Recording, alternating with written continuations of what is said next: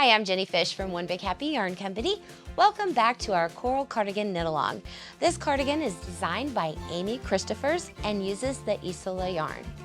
In the last episode, we finished up the front sides and back of the cardigan. Now we're ready to seam up the sleeves, add the sleeve band, and block. If you still need supplies, check out onebighappy.com. Let's get started. Okay, so here's our little sample piece that we've been working on. I have gone ahead and used my double pointed needles to slide the active stitches from the right front and from a portion of the back onto these needles. To finish this up, we're going to be doing what is called a 3-needle bind off. Now, this is the right side of our fabric. We want the seam to be on the inside of our garment, so we're going to be working on the wrong side. To do that, I'm simply going to flip this so that the right sides are together and that the wrong side of this band shape right here is facing me. I'm going to line up my 2 needles together. I have 2 stitches there. I'm going to take my needle here, come through, and start my bind off. So to do that, let's see, okay, this yarn is through here, and I'm going to knit these 2 stitches. So I pulled my yarn through there and pulled my yarn through there. On this first stitch, it might be a little hard to see. Let me do that again with the next one. Okay, so here we go.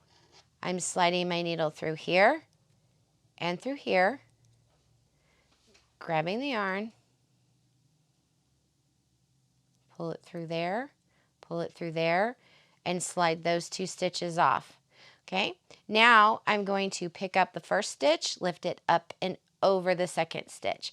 And that, I'm going to pull on my tails here, that's going to bind off 1 stitch.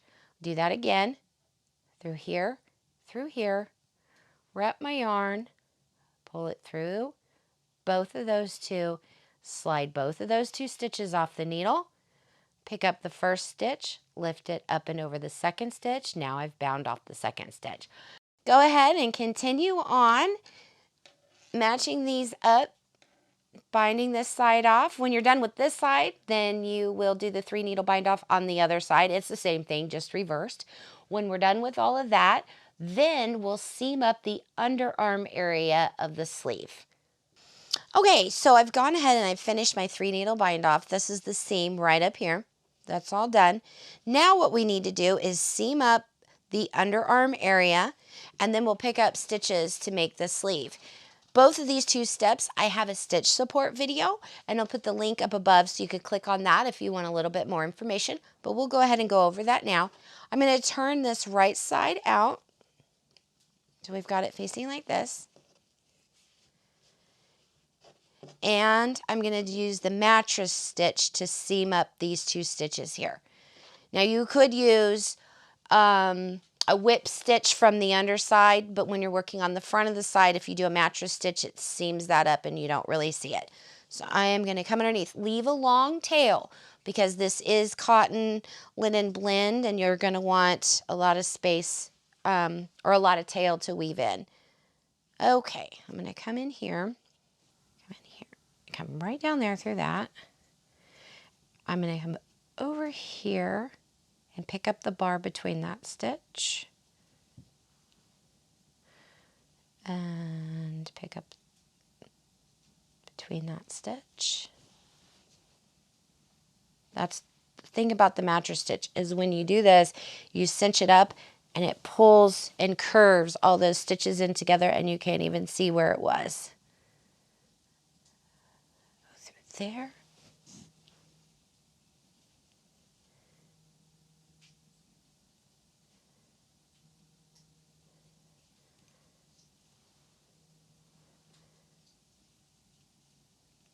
Okay, so I've gone ahead and mattress stitched this. I'm just going to tighten it up right here. It pulled all those stitches together, nice smooth seam. And then what we'll do is we will pick up the stitches around this. Now this is the little section here. Now granted, yours is going to be bigger. This is just a sample, but this is where you stick your arm through right here. All right. So to pick up stitches, again, we will have a stitch support video giving you more detailed examples, but on here, great place to use your double pointed needles. You can go ahead and do this with your circular needles, but we're going back to the smaller size needle for this banding, for this edging. So you're going to pick up, you need some more yarn here. You're going to pick up and knit.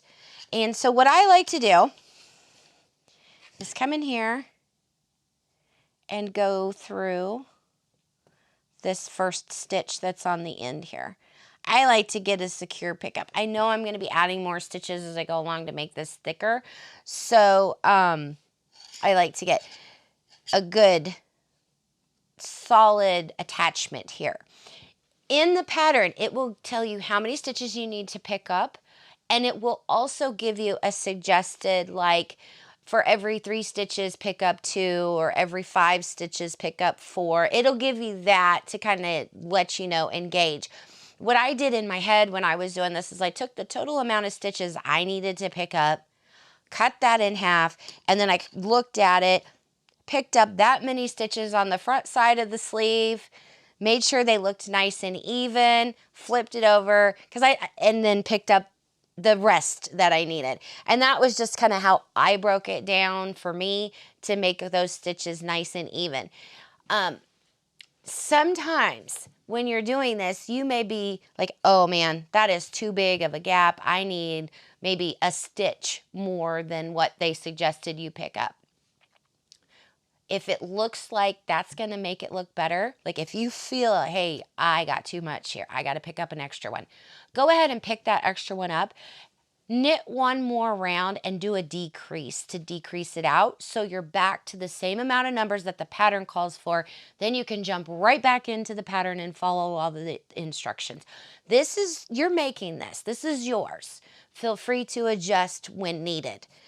Okay, so I'm going to pick up another stitch just to show you again how to do that. Make sure I don't grab my tail. Okay, here we go. Well, there we go. Maybe.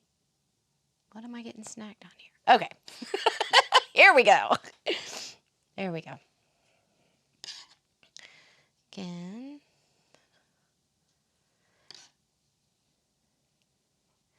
One other little helpful hint as you're making this cardigan, because this is cotton and linen yarn. If it does get a little too slippery and you're using metal, feel free to switch over to a wood needle. It has a little bit more grasp and might help you hold on to your stitches a little bit easier. I was doing fine until just now, if you saw that slipped through, but feel free to switch your needles out to a bamboo or a wooden needle. Helps you get more grasp. Okay. There we go. Now you just go ahead and follow your pattern. And then you're going to be doing the basically what you did for the edging here, except for in reverse. So here we did some stockinette and then went into the ribbing. On your sleeve, you're going to do the ribbing, then do a couple of rows of stockinette and a normal bind off. When you're done with that, all that's left is weaving in the ends. So weaving in the ends, I've been telling you every time to leave a long tail. So I would say probably 4 to 6 inches, something smaller than this. I'm going to cut this down just a little bit. Long tails to weave in, and then also one of the things that I found with this, and I did this as I wove in my ends on the finished cardigan, is I did a duplicate stitch. This yarn has fuzzy areas and thin areas kind of just throughout the ball of yarn. So if you do a duplicate stitch, you may have a little fuzzy area. It plays right into the texture of this yarn, easily hides your ends. To do a duplicate stitch, you're basically following the pattern of the stitch that's already in your fabric. And we also have a stitch support video that we'll put a link up above, so you can click on that if you want just a little bit more detail. But it's pretty simple. I'm going to go in here And see where this stitch loops around? I'm gonna go under that bump and under that bump. Here we go through here. And I wanna get a good 2 to 4 inches woven into this fabric. If for some chance it works its way out, then I know that I can like trim the end and reweave it in. I'll have enough to thread my needle and get it through there. Just a precaution. Okay, so I'm just going back and forth through here. Once you've gone through and you've got all your tails woven in, then you're gonna block your sweater. This is a garment. It's a cardigan. You want to make sure all of your stitches get evened out. I highly recommend using a wool wash. We have Eucalan right here. That's a good one. What you do is you get a large bowl, tub. You can even use your sink. Make sure it's clean. Some warm water, a little bit of this soap. Then you soak your garment in the water. And you'll want to soak it between 15 to 30 minutes. Make sure all of those fibers get saturated because you need all of them to get wet. Then, when you take it out of the water, do not do this. You don't want to distort your stitches. Make sure that you squeeze out the water. Lay it in a towel. You can roll it up in that towel. Push it. You want to wick out as much water as possible. Then lay it out on a table. Let it dry flat. It may take a couple of days to dry completely. Give it its time. Once your cardigan is fully dry, if you're like me, you can't wait to slip it on and wear it. Thank you for joining me for this Coral Cardigan knit along.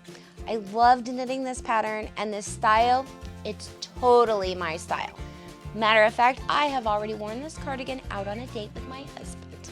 Remember, you can get a kit with the yarn and pattern at onebighappy.com. Be sure to hit the subscribe button below and click the bell to be notified every time we have a new video.